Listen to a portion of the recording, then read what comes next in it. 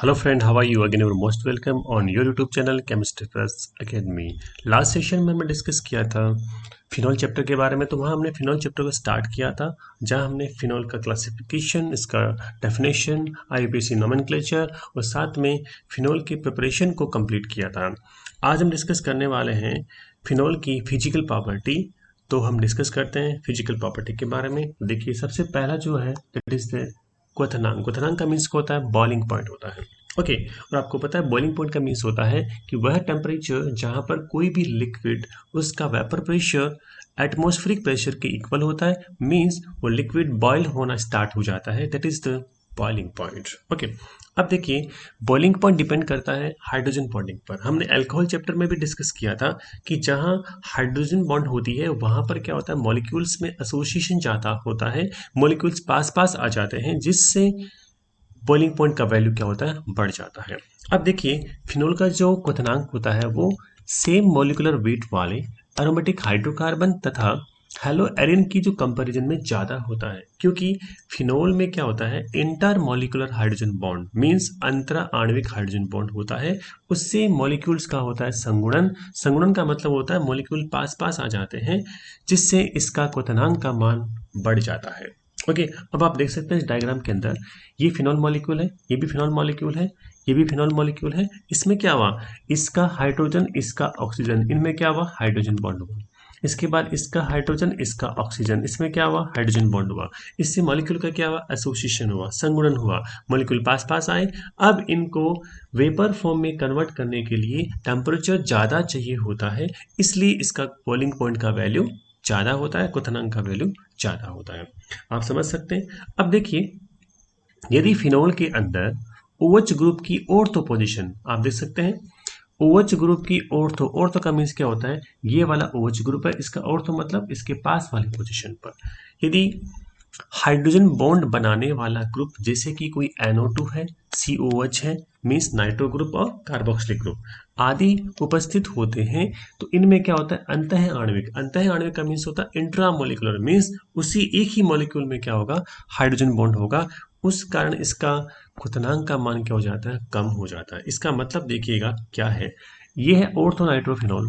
आप देख सकते हैं ये नाइट्रो ग्रुप है, ये OH ग्रुप है, इसका ऑक्सीजन और इस OH का हाइड्रोजन में क्या है, हाइड्रोजन बॉन्ड है। अब ये मॉलिक्यूल क्या होगा, दूसरे वाले ऑर्थोनाइट्रोफिनॉल मॉलिक्यूल के साथ हाइड्रोजन बॉन्ड का प्रिपरेशन नहीं करेगा। इसका मतलब एक से ज्यादा ऑर्थोनाइट्रोफिनॉल के मॉलिक्यूल पास पास नहीं आएंगे। इसका मतलब ये मॉलिक्यूल दूर दूर रहेंगे, क्योंकि एक ही मॉलिक्यूल के OH और नाइट्रो ग्रुप में हाइड्रोजन बॉन्ड हो गया है। आई थिंक समझ रहे हो। इसलिए इनमें अंतर आणविक हाइड्रोजन बॉन्ड उपस्थित नहीं होगा, केवल एक ही मॉलिक्यूल में होगा, इसलिए दूसरे मॉलिक्यूल का इसमें संगुणन नहीं होगा, इसलिए इसका क्वथनांक का मान कम हो जाता है। इसको देखिएगा सेम इसी टाइप से, this is the salicylic acid. Salicylic acid क्या होता है, ऐसे कंपाउंड जहां पर OH और कार्बोक्सिलिक ग्रुप दोनों ऑर्थो पोजीशन पर प्रेजेंट होते हैं, बेंजीन रिंग पर, that is the salicylic acid. इसमें भी क्या है, ऑर्थो नाइट्रोफिनॉल की तरह OH के हाइड्रोजन और कार्बोक्सिलिक ग्रुप के ऑक्सीजन में क्या हो रहा है, हाइड्रोजन बॉन्ड हो रहा है। ये यहाँ पर हाइड्रोजन बॉन्ड है, इस कारण क्या होगा, इस मॉलिक्यूल में अंतः आणविक हाइड्रोजन बॉन्ड हो गया। इससे दूसरे वाले सैलिसिलिक एसिड के मॉलिक्यूल इसके पास नहीं आएंगे, इट मीन्स इसमें संगुणन नहीं होगा, इसलिए इसके क्वथनांक का मान ऑर्थो नाइट्रोफिनॉल की तरह ही क्या होता है, कम होता है। आई थिंक क्लियर है सब कुछ। इसके बाद हम बात करते हैं सैलिसिल एल्डिहाइड। इसमें भी क्या है, यहाँ पर H है, आप देख सकते हैं CHO ग्रुप होता है। इसी टाइप से इसमें भी क्या हो रहा है, अंतः आणविक means intramolecular hydrogen bond present होने के कारण इसमें क्वथनांक का वैल्यू क्या हो जाता है, कम हो जाता है। इसके बाद सेकंड जो प्रॉपर्टी है दैट इज द सॉल्युबिलिटी। हम वाटर में सॉल्युबिलिटी की बात करते हैं कि फिनॉल वाटर में किस टाइप से सॉल्युबल होंगे, कम होंगे या फिर ज़्यादा होंगे। हमने अल्कोहल को डिस्कस किया था कि अल्कोहल के मॉलिक्यूल वाटर में सॉल्युबल होते हैं, क्योंकि अल्कोहल और वाटर के मॉलिक्यूल के बीच हाइड्रोजन बॉन्ड होता है। अब यहाँ देखिए, फिनॉल जो है वाटर मॉलिक्यूल के साथ हाइड्रोजन बॉन्ड बनाता है, जिससे ये वाटर में सॉल्युबल होने चाहिए, बट फिनॉल की जो सॉल्युबिलिटी होती है वाटर में वो अल्कोहल की कंपैरिजन में कम होती है, क्योंकि फिनॉल की जब बात करते हैं वहाँ पर जो हाइड्रोकार्बन पार्ट है वो एरोमेटिक है, जो बहुत ही बिगर साइज में होता है, जो हाइड्रोफोबिक है।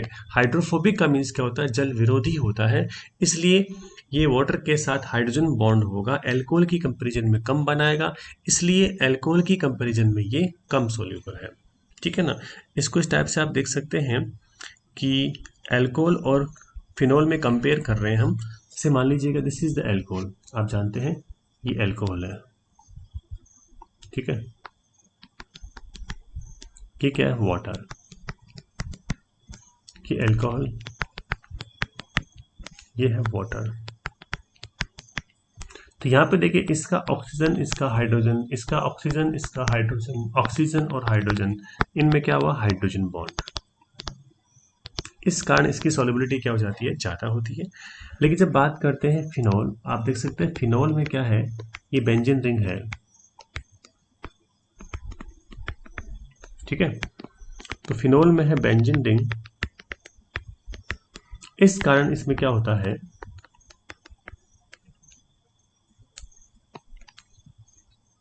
हाइड्रोजन बॉन्ड तो होगा उसी टाइप से जिस टाइप से अल्कोहल हुआ, लेकिन ये वाला पार्ट बहुत लार्ज है। ये कैसा पार्ट है, एरोमेटिक पार्ट है, और ये वाला पार्ट है हाइड्रोफोबिक, जो अल्कोहल की कंपैरिजन में क्या है, बिगर पार्ट है, इसलिए OH ग्रुप को वाटर से दूर लेके जाएगा। जैसे जैसे ही वाटर से दूर जाएगा, इसमें हाइड्रोजन बॉन्ड क्या हो जाता है, बहुत ही वीक हो जाता है, और इसमें बहुत ही कम अमाउंट में बनता है। इसलिए फिनॉल जो है वाटर में जो अल्कोहल की कंपैरिजन में कम सोल्यूबल होता है। आई थिंक क्लियर है सब कुछ। इसके बाद बात करते हैं हम केमिकल रिएक्शन ऑफ फिनॉल। देखिए फिनॉल की सबसे पहले देखेंगे हम एसिडिक नेचर या फिर अम्लीय प्रवृत्ति।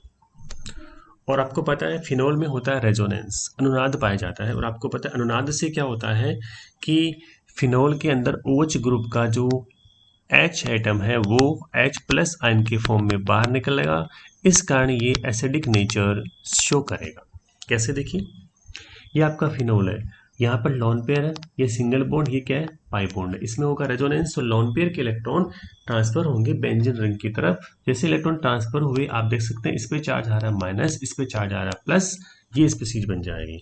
इसके बाद नेगेटिव सिंगल बॉन्ड और पाई इलेक्ट्रॉन में हो रहा है आपका कॉन्जुगेशन, इसमें रेजोनेंस होगा, नेगेटिव चार्ज इधर ट्रांसफर होगा और ये वाले पाई इलेक्ट्रॉन इधर ट्रांसफर होंगे, तो यहाँ आएगा नेगेटिव चार्ज और यहाँ बन जाएगा बॉन्ड। इसके बाद नेक्स्ट स्टेप में क्या होता है, देखिए यहाँ से इधर ट्रांसफर, फिर ये इधर ट्रांसफर, तो यहाँ बन जाएगा बॉन्ड। उसके बाद यहाँ आ गया नेगेटिव, और लास्ट स्टेप में क्या होगा, ये नेगेटिव चार्ज इधर ट्रांसफर होगा, यहाँ से पाई इलेक्ट्रॉन इधर ट्रांसफर होंगे, तो ये OH वापस बन जाएगा। इस टाइप से इसमें रेजोनेंस हो गया। जैसे इसमें रेजोनेंस हो रहा है आप देख सकते हैं कि बेंजीन रिंग में जो OH ग्रुप की ऑक्सीजन एटम पर पॉजिटिव चार्ज आ रहा है, आप देख रहे हैं यहाँ पर, इट मीन्स ऑक्सीजन एटम पर इलेक्ट्रॉन डेंसिटी में कमी आती है। जैसे ही ऑक्सीजन एटम पर इलेक्ट्रॉन डेंसिटी में कमी आ रही है तो O की EN ज़्यादा होती है, ये OH बॉन्ड के इलेक्ट्रॉन जो होंगे ऑक्सीजन की तरफ ट्रांसफर हो जाते हैं। जैसे ही OH बॉन्ड के इलेक्ट्रॉन ऑक्सीजन की तरफ ट्रांसफर होंगे, H जो है H+ के फॉर्म में बाहर निकलेगा, और आपको पता है जैसे ही H+ के फॉर्म में बाहर निकलेगा यहाँ बन जाएगा ओपन नेगेटिव चार्ज, इसको बोलते हैं फिनॉक्साइड आयन, और H+ देने की टेंडेंसी के कारण फिनॉल एसिडिक नेचर या फिर अम्लीय प्रवृत्ति शो करता है। क्लियर सब कुछ। तो आप देख सकते हैं यहाँ पर इसी टाइप से कि रेजोनेंस के कारण फिनॉल में ऑक्सीजन एटम पर इलेक्ट्रॉन घनत्व में कमी आ जाती है, जिससे OH बॉन्ड के इलेक्ट्रॉन ऑक्सीजन एटम की तरफ ट्रांसफर हो जाते हैं। इस कारण हाइड्रोजन एटम H+ आयन के फॉर्म में बाहर निकलेगा और फिनॉक्साइड आयन बनेगा, और फिनॉल एसिडिक नेचर शो करता है। अब आप एक रिएक्शन देख सकते हैं यहाँ पर किस टाइप से आपने OH बॉन्ड को ब्रेक करके फिनॉक्साइड आयन बनाया। यहाँ देखिए ये OH बॉन्ड के इलेक्ट्रॉन ऑक्सीजन की तरफ ट्रांसफर होंगे, क्योंकि ऑक्सीजन की इलेक्ट्रॉन नेगेटिविटी ज़्यादा होती है, O पर चार्ज पार्शली नेगेटिव, H पे चार्ज पार्शली पॉजिटिव, इससे फिनॉक्साइड आयन बना, साथ में क्या निकला, H+ आयन। ये यहाँ पर क्या है, एसिडिक नेचर शो करता है। अब देखिए जो फिनॉल से फिनॉक्साइड आयन बनेगा उसका वापस क्या होगा, रेजोनेंस से स्टेबलाइजेशन होगा। मीन्स फिनॉक्साइड आयन में भी क्या होता है, रेजोनेंस होता है। अब आप देख सकते हैं कि रेजोनेंस किस टाइप से होता है। जब फिनोल से आपको फिनोक्साइड आयन बना, उसमें भी रेजोनेंस हुआ, इसका मतलब फिनोक्साइड आयन का रेजोनेंस से स्थायीकरण ज़्यादा होता है, स्टेबिलाईजेशन ज़्यादा होता है। इसका मतलब यहाँ H+ आयन ज़्यादा मिलेंगे एल्कोहल की कंपेरिजन में। इसलिए फिनोल जो है एल्कोहल की कंपेरिजन में ज़्यादा एसिडिक या अम्लीय प्रवृत्ति के होते हैं। अब आप देख सकते हैं कैसे। ये देखिए, ये आपका फिनोक्साइड आयन है। इस फिनोक्साइड आयन में यहाँ पर नेगेटिव चार्ज है, तो इलेक्ट्रॉन इधर ट्रांसफर होंगे और इसमें हुआ अनुनाद फर्दर।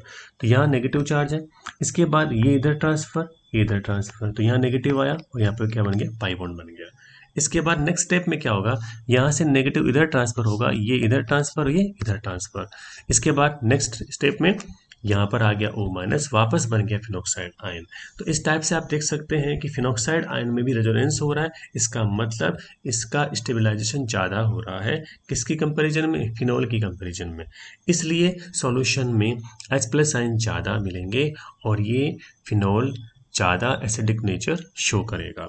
आप समझ सकते हैं कि फिनोक्साइड आयन में ऑक्सीजन एटम पर नेगेटिव चार्ज होगा, इसलिए फिनोक्साइड आयन का रेजोनेंस से स्थायित्व मीन्स स्थायीकरण मीन्स स्टेबलाइजेशन फिनोल की कंपैरिजन में क्या होगा, ज़्यादा होता है। इसलिए फिनोल की एसिडिक नेचर क्या होती है, ज़्यादा होती है अल्कोहल की कंपैरिजन में।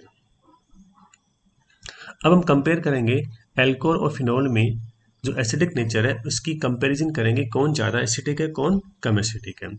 अभी हमने डिस्कस कर लिया है वैसे भी कि अल्कोहल और फिनोल को जब कंपेयर किया हमने एसिडिक नेचर के लिए, तो फिनोल की एसिडिक नेचर ज़्यादा होती है अल्कोहल की कंपैरिजन में। क्यों, ये भी आपको पता है, क्योंकि देखिएगा ये आपका अल्कोहल है, अल्कोहल में क्या ROH बॉन्ड होगा, यहाँ से क्या होगा, OH बॉन्ड के इलेक्ट्रॉन इधर ट्रांसफर होंगे तो बनेगा RO-H+।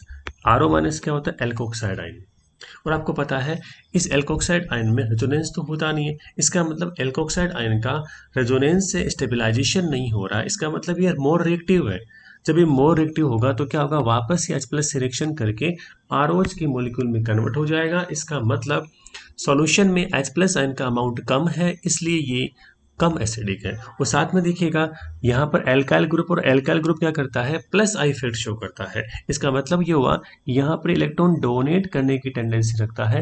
जब इलेक्ट्रॉन डोनेट करने की टेंडेंसी रखता है तो O पर चार्ज नेगेटिव ज़्यादा आता है। इसका मतलब यहाँ पर इसकी रिएक्टिविटी का मीन्स क्या हो गया, क्रियाशीलता बढ़ती है। जैसे इसकी रिएक्टिविटी बढ़ेगी तो ये H+ से वापस रिएक्शन करके एल्कोहल मॉलिक्यूल का फॉर्मेशन करेगा, इसलिए इसकी एसिडिक नेचर कम होगी।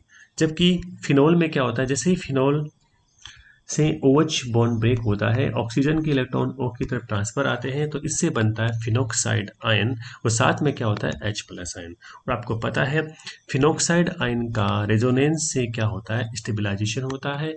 अभी हमने थोड़ी देर पहले देखा था फिनोक्साइड आयन में भी रेजोनेंस होता है, इसलिए क्या होता है, फिनोक्साइड आयन का जो स्टेबलाइजेशन क्या होता है, ज़्यादा होता है। इसकी स्टेबिलिटी क्या होती है, ज़्यादा होती है। इसकी स्टेबिलिटी ज़्यादा होने से ये H+ आयन के साथ अब रिएक्ट नहीं कर पाता है, इसलिए सॉल्यूशन में अल्कोहल की कंपैरिजन में फिनोल में H+ आयन ज़्यादा मिलेंगे, इसलिए फिनोल अल्कोहल की कंपैरिजन में ज़्यादा एसिडिक होता है। ठीक है, ये इसका रीजन होता है। अब हम कंपेयर करते हैं कार्बोक्सिलिक एसिड, फिनोल और अल्कोहल को। तो अभी हमने डिस्कस किया था कि अल्कोहल की कंपैरिजन में फिनोल ज़्यादा एसिडिक है, क्योंकि फिनोल से जो फिनोक्साइड आयन मिलेगा उसका स्टेबलाइजेशन ज़्यादा होता है अल्कोहल के एल्कोक्साइड आयन की कंपैरिजन में। इसके बाद हम बात करते हैं एसिटिक एसिड। एसिटिक एसिड का नाम ही देखिएगा, एसिड है, तो इसका मतलब क्या हुआ, इसकी एसिडिक नेचर ऑलरेडी ज़्यादा होगी, तो ये फिनोल से भी क्या होता है, ज़्यादा एसिडिक होता है। ये क्यों होता है, देखिएगा, क्योंकि एसिटिक एसिड है ना, उसमें भी क्या होता है, रेजोनेंस होता है एसीटेट आयन में।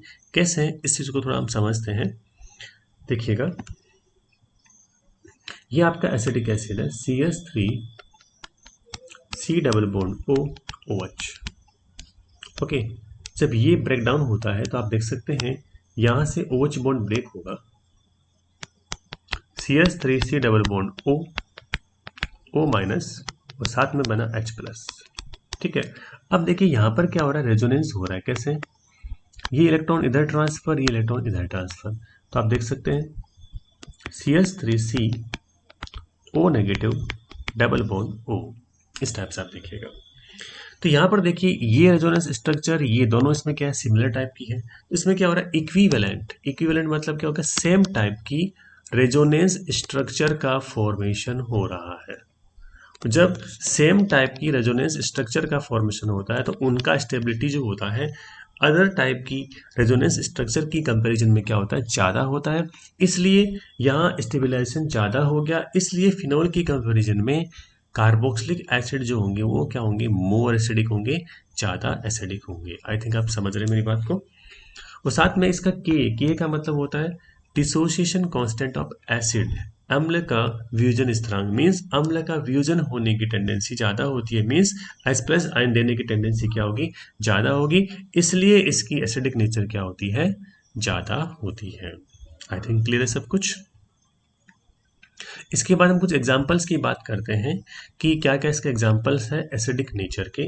तो आप देखिए सबसे पहला एग्जाम्पल हम लेंगे रिएक्शन विथ मेटल। ठीक है, मेटल में देखिएगा कि आप सोडियम, पोटेशियम, मैग्नीशियम, एल्यूमिनियम किसी के साथ भी रिएक्शन करवा सकते हैं। हमने अल्कोहल चैप्टर में भी डिस्कस किया था अल्कोहल की एसिडिक नेचर।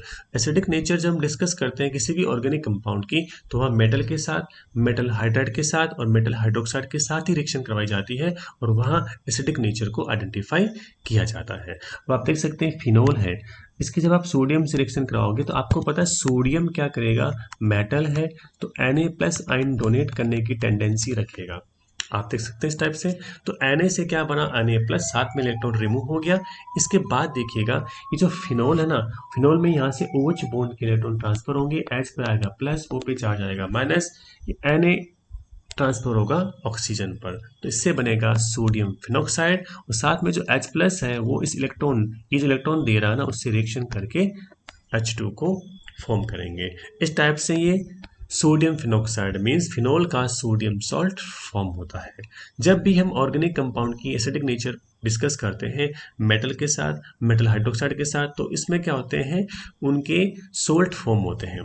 इसके बाद नेक्स्ट आपका है स्ट्रॉन्ग बेस के साथ। यहाँ देखिएगा NaOH के साथ जब फिनोल की रिएक्शन करवाएंगे तो आपको पता है OH बॉन्ड ब्रेक होगा तो H पे चार्ज पॉजिटिव, OH पे नेगेटिव, H2O बनेगा। साथ में क्या होगा, Na प्लस यहाँ पर अटैक करके ये सोडियम फिनोक्साइड, इसका नेम जो हो जाएगा सोडियम फिनोक्साइड हो जाएगा। इस टाइप से आप इसको समझ सकते हैं। तो ये था फिनोल की एसिडिक नेचर के बारे में। तो यहाँ आज जो हमने है टॉपिक डिस्कस किए हैं दैट इज द फिनोल की physical property means boiling point और वाटर में सॉल्युबिलिटी, और साथ में हमने फिनोल की जो केमिकल प्रॉपर्टी में एक प्रॉपर्टी डिस्कस की है फिनोल की एसिडिक नेचर। तो ये आज का लेक्चर था, इसको आप ढंग से देखिएगा। और इससे पहले मैंने अल्कोहल चैप्टर में monohydric, dihydric and trihydric alcohol को कंप्लीट कर लिया, तो वो वीडियो भी आप हमारे चैनल केमिस्ट्री प्लस एकेडमी पर देख सकते हैं। और आप हमारा टेलीग्राम चैनल भी ज्वाइन कर सकते हैं, वहाँ पर भी आपको सारे वीडियोज़ के लिंक मिल जाएंगे और जो आपके नोट्स की PDF वगैरह आपको वहाँ पर मिल जाएगी। और भी आपको कुछ क्वेरी है तो आप कमेंट बॉक्स में कमेंट कर सकते हैं ताकि आपकी जो प्रॉब्लम का सोल्व किया जाएगा। तो देखते रहिए केमिस्ट्री प्लस एकेडमी और एंजॉय कीजिए केमिस्ट्री के साथ। Thank you so much.